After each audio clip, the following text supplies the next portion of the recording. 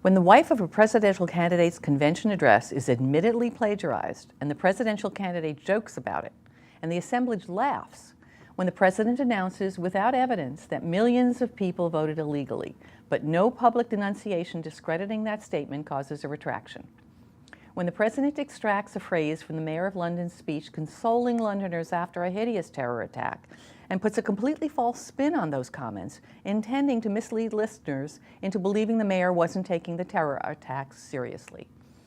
When the president commends Frederick Douglass for doing a great job, the man has been dead for a very long time.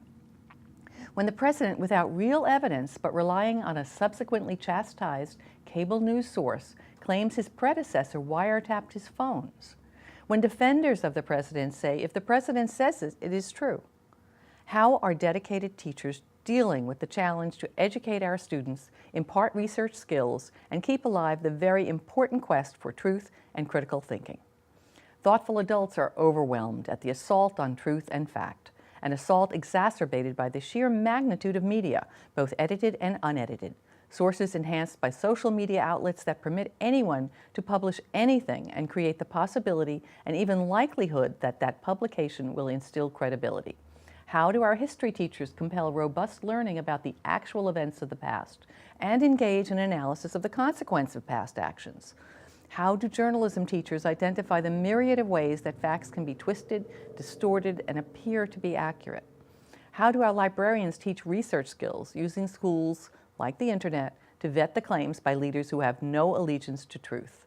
I'm really concerned about this, and I've asked 3 of Mamaroneck High School's fine teachers to join me for a conversation today. They are Evan Maddin, who teaches journalism and English, Joe Liberti, who teaches advanced placement government, and Tina Pantginis, Mamaroneck High School's librarian.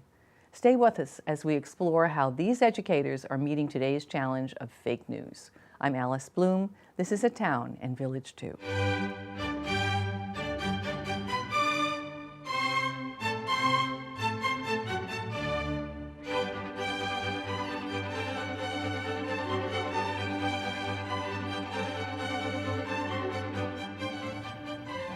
Evan, thank you for being here. Evan, Tina, Joe.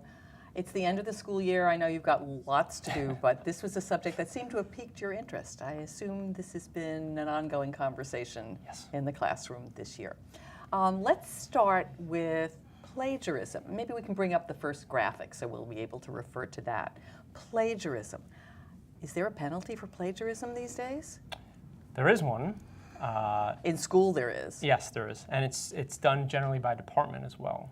So in the high school, for instance, in the English department, we have a program, a computerized program called turnitin.com where it will fact check what a student submits. Okay. So we've just looked at a graphic that gave us, a couple of opportunities of things to talk about.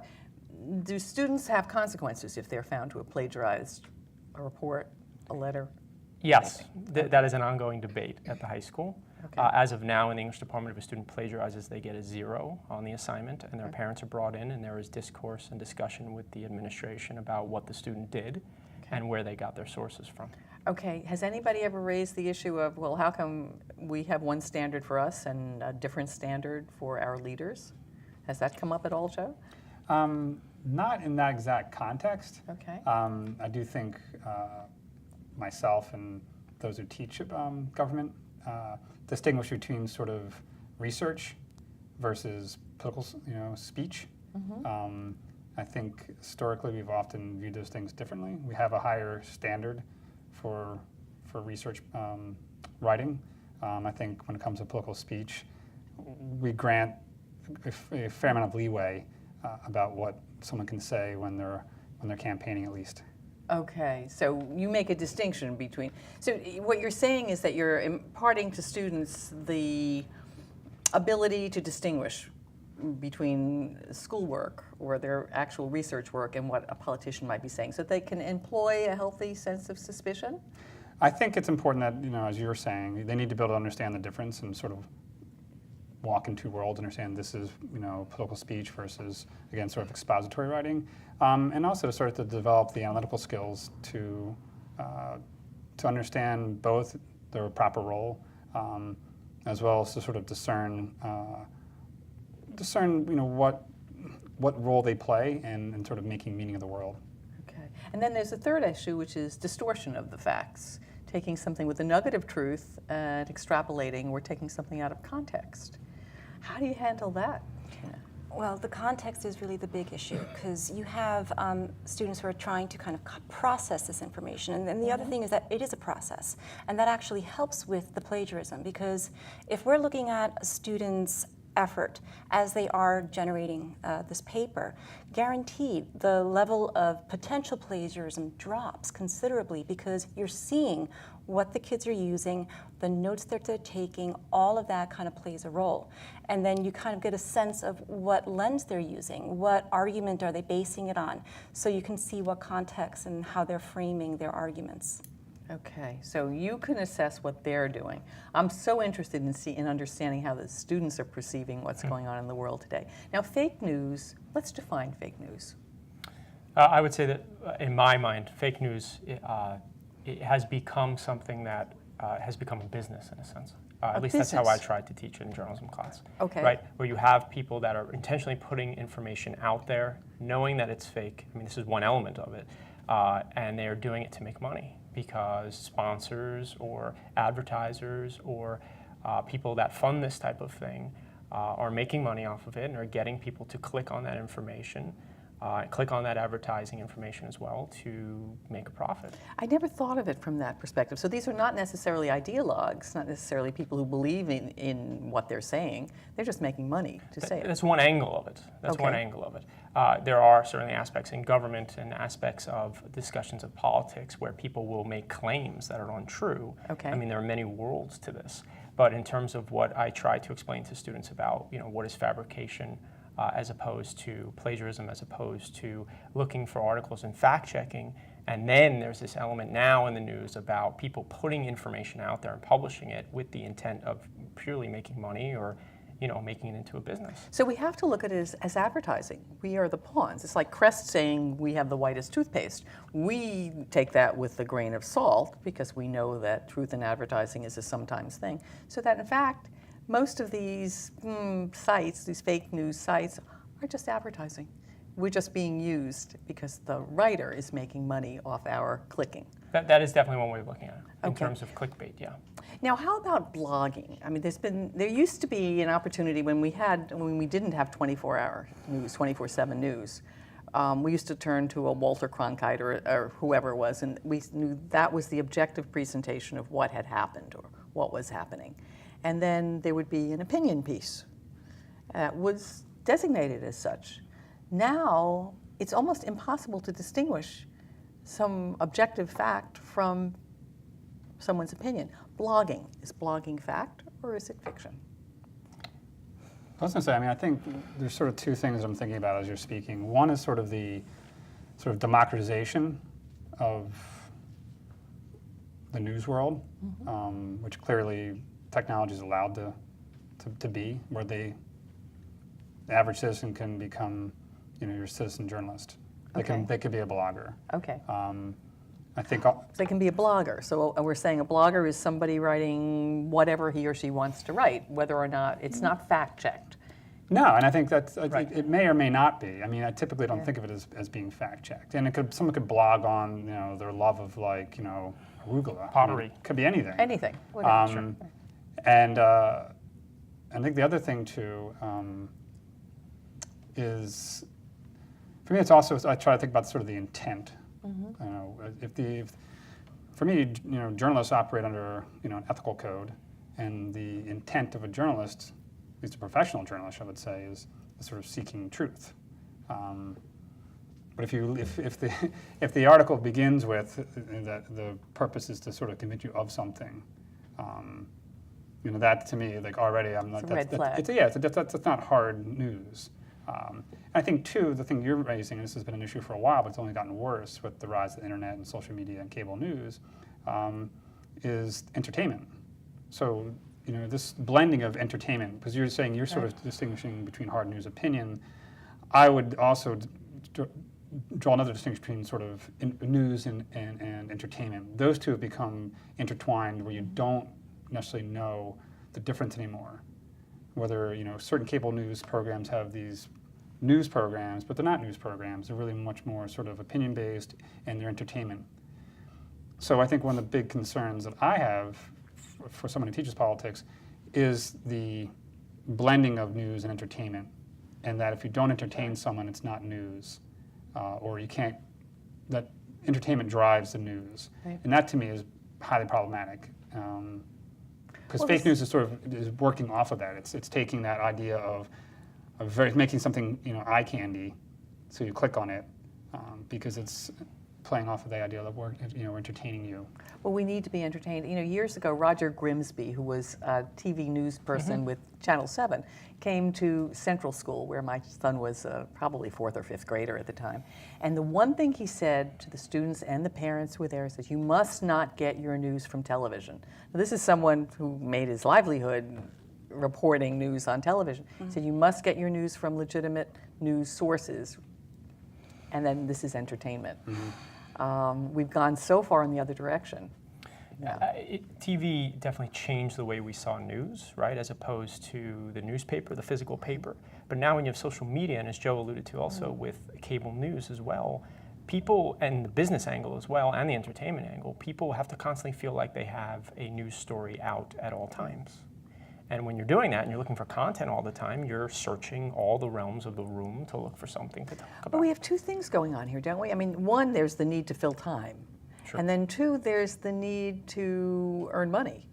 So it's one thing if somebody's producing something just because they have to fill a slot. It's another thing because if they're just trying to exacerbate a situation or create clickbait, as you say. Right. Let's talk about the role of editing. Now, traditionally in journalism, we think of the journalist having to deal with an editor who's holding that person's feet to the fire, checking the facts, verifying the sources. We need a second corroboration so that by the time that article is published, we're reasonably certain it's accurate and hopefully free of prejudice. Does that even exist today? It depends. I mean, depends on the journalists that you're following. There are some that they're going to sit on a story until they get confirmation from a few places, and then there's some that will just say there's rumor has it. And if the rumor that they're sharing kind of confirms with your own beliefs, then you're willing to embrace that as a reality. It confirms with your own beliefs. Is that like confirmation bias? Absolutely, because I think that's happening. We're stuck in our own echo chamber at such a level that we've never seen before, mainly because it's not that I'm getting the New York Times and I'm turning all the pages and I'm seeing everything. We are an on-demand consumer. So we're only reading the articles that we want to read. And because it's a business, it sees what you're clicking on. And if it's on social media, it's like, well, you clicked on this article about voter fraud, so we're going to give you similar slanted articles on voter fraud because that's the stuff that you're clicking on, and therefore advertisers will be happy. That's what's happening. So you're only going to get one side of a story if it's going to be giving you content based on your clicks. Interesting. If I can just defend the newspaper world as well. Most of the classic newspapers follow the protocols that are supposed to be followed and continue to be. Again, I want to reemphasize that social media has put into question a lot of the citizen journalism work that's been done because people are operating without a net now. They are putting their content out there. No one is checking it. People aren't looking into it. And if we were to find more information on fake news, we would find that a substantial amount of them come from tweets or Facebook posts or other things. I mean, a lot of things from the election, from the 2016 election, a lot of news, Pizzagate, some of these other things that have been in the news came from posts that people put up. When they put them up, people trust them, people look to them because they either believe that the person's Twitter account is substantial or looked at. So that gives it credibility. Right, and these are not stories, though. These are tidbits of information that someone is putting out there. And in most of the case, back to what Joe was saying, they are throwing out opinion. Blogs are nothing but online journals, or where someone gets an opportunity to write something that they believe personally, but where's the net for that too? Wow. I mean, do you find it frustrating? I mean, do you find students respond positively to your admonitions about what they read and how to vet it? Or do they just say, go away? It's so much fun to read such and such a blog, or Facebook, of course. I mean, I think it's only natural for anyone to be attracted to sort of the sensationalistic headlines. But I teach seniors, so they're a little more open to this idea of sort of checking for veracity. But I think it's more, I think the challenge for my students is that there's a desire to receive information efficiently, to consume it efficiently. And it's Facebook, which I have never used, but personally. Really? Yeah.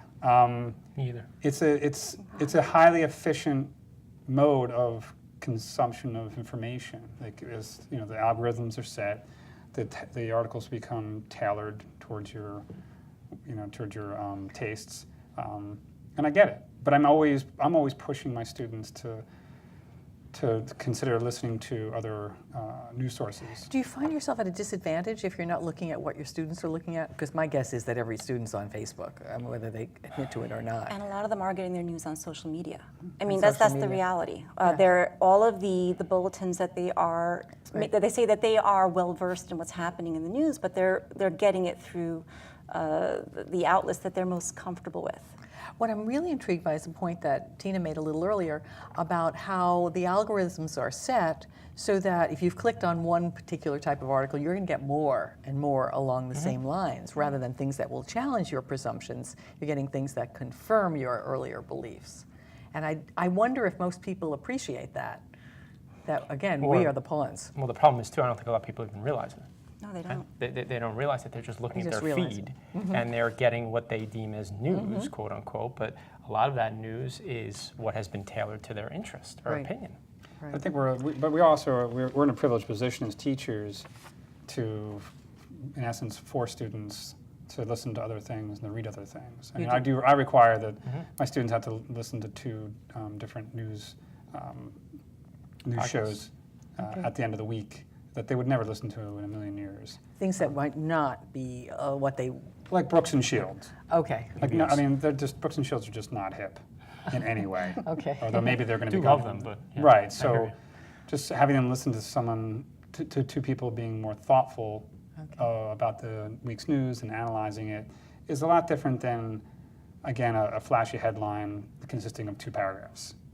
So it's also, again, we're in a lucky position and have a responsibility to force certain exposure to what we think are reputable news programs. We also have resources that we say to the kids, this is something that you are going to use. You want to have a balanced diet with your content. So yes, you're going to use some of the outlets that you're comfortable with, but you should also go to some of the databases, the library resources that does not use that algorithm. They just base it on the keywords that you do your search in. So it's not going to kind of confirm your biases in that regard. It's just going to give you the most relevant results based on the keywords that you've chosen. Tina, I want to follow up on that more because I'd love to leave this conversation giving people tools on what they can quickly do to confirm or refute something that was said. So let's bring up Tina's graphic on extra facts. Yes, that one. How to spot fake news. All right, so Walk us through it. this is a guideline that was created by the Annenberg Fact Check organization. So they are a wonderful organization that if there's something that's going on in the news, they will try to vet it. There's a lot of great sites similar to Fact Check, and those are the guidelines that they use. Okay. So the International Federation of Library Associations took it and turned it into this really helpful infographic. And totally without design. Evan has it on his door in his classroom, not realizing the connection. It really is one of the best ones out there. Okay, so do you find students embrace this? They use it? I taught this to every 9th grader, and they were very receptive to So the guidelines. factcheck.org is a worthwhile site to remember. Yes. When somebody cites the Bowling Green Massacre, did your head start to hurt, Joe? Did you be trying to remember the Bowling Green Massacre? Yeah, I definitely trying to scar my brain and think like, I don't remember teaching that one. Am I losing consciousness? But I also think, again, like going back to earlier about sort of when pundits are speaking or politicians are speaking or spokespersons for politicians are speaking, I think that's where we have to be very critical and skeptical, regardless of who's speaking. I think we still have to think there are trusted sources that I turn my students to all the time: New York Times, Wall Street Journal, National Review, Weekly Standard, National Journal, that have a long track record of doing very high quality, work. The Atlantic, I could go on and on. The Economist. The Washington Economist, Post. Sure. Washington Post. So I think Would it's they always, make a distinction between news and opinion? right, Opinion and so, is clearly and I think that defined. also helps. Sort of, you were Publications, saying yeah. earlier, like Yeah. you know, what do you do when everything's, you know, when you start to question everything? Well, I don't think you have to start questioning everything. I think we can still rely on reputable sources as a Okay. mainstay, which isn't to say you just simply swallow it whole, but it's to say that these are institutions that have proven over and over that they can do quality work. Have you ever had a student present alternative facts and saying, well, Kellyanne Conway can do that, why can't I? We had very interesting discussions. Joe and I took students to Pennsylvania this year before the election, and we went to 3 different parts of Pennsylvania to report and discuss and work with the voting stations. And one thing I think for me in journalism that would be the greatest gift that I can give students is to teach them about nuance, because nuance is disappearing very fast, or so sometimes we see. So if I can teach a student, yes, we had some Trump supporters that were in my class.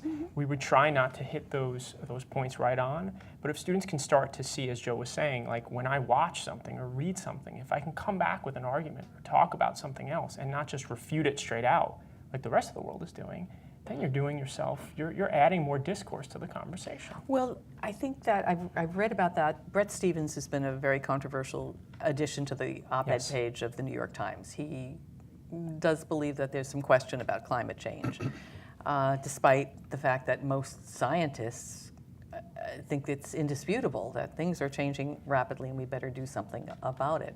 But I think he had said exactly that, he made exactly that point, which is by being so black and white about things, we're forcing people we're trying to refute into a knee-jerk negative reaction rather than opening a dialogue about the various nuance, as you put it, that could exist.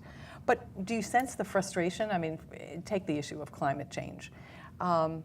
Most, I think, scientific people who've been reading the sources that you cited earlier believe that there is no way to really refute that things are changing, that that is afoot, and that we'd better do something about it. And it's not a political issue, but it's a very serious social and health issue. Mm-hmm. How do you not refute that? Where's the nuance? Where's the common ground to someone who simply rejects it? Just quickly, I mean, for me, what I would have students do is I would want to know what the argument is on the other side. I mean, even if you don't agree with it, this is the point I try to stress. What is the other argument? What are people saying? What are climate deniers accusing the other side of? Because you can't have that conversation or defend or just outright say, well, I believe in climate change is happening and here are all the reasons why we can't do this. It's about taking out those absolute statements and bringing into the conversation more sense of debate. Okay. You know, I hear that opportunity. For instance, just quickly, I did a project at the end of the half year where we do projects on food, and I had a student who adamantly denied the fact that genetically modified foods exist, and he will not believe it. So, without any personal opinion here, I asked him to please, vocalize and discuss both sides of that argument.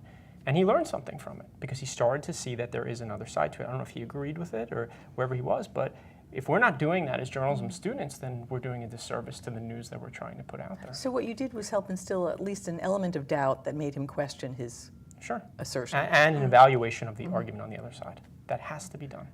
You know, Daniel Patrick Moynihan, we often quote something that former Senator Moynihan used to say, which is, you're entitled to your own opinion, but you're not entitled to your own facts. I'm feeling like that is such a quaint saying these days because there's not very much shared ground. I mean, we're so polarized in that there isn't an accepted version of the truth. And then again, it's not like, well, how shall we deliver health care? And there is opinion about how to do this or how to do that. It's like, we should not deliver health care. Everybody's just so polarized. Does that ever come up in class with you? Oh yeah, I mean that's a constant issue, and it's a tension that's always existed. I think it's definitely it's magnified now. But I mean, politics, for most of history has functioned. It has rarely been a debate about facts. It's often a debate that involves feelings, emotions, tribal, broadly speaking, tribal connections, and winning the argument, which is not necessarily using the strongest facts. Is there still a debate club in the school? We actually have a debate team now, Okay. Yes. which is very serious. I mean, it's beyond a club. It's a competitive team that travels. Okay. So into it. Very And so how is that organized? Are they required to use verifiable facts in arguments? They, well, every year there's a topic, so they have to do, they can't kind of just pick whatever they feel like it. Every year has a similar topic. And I worked with the debate team about a month and a half ago to kind of talk about where to begin their exploration for next year's topics. So the man that's in charge of it is very, very aware of the need to make sure that the content that they use is authentic and vetted. Okay, so nobody can say, well, this is just an alternative fact. No. Not acceptable behavior. No, because they have to, I mean, the way they win is to have information that's irrefutable. So that's really their approach. Okay. Fake news, the impact on world events. When you're teaching history, do you address times when news has been distorted to justify action? Oh, absolutely. I mean, particularly, if you're starting from World War, you can go way back in time. But you can Next start, episode. the most obvious one, starting with World War I to, there are clearly efforts by governments to use more modern, sophisticated propaganda to shape opinion for war, against certain people. Give us an example. I mean, obviously, Nazi Germany is the easiest one to pick, where there was a highly sophisticated propaganda machine that was generating, I guess what we would call fake news, alternative facts, in order to exterminate millions of people. So we've seen it before. Clearly today, it's taken on a whole new dimension, again, because of the internet, because of social media, and again, because of sort of this, I'll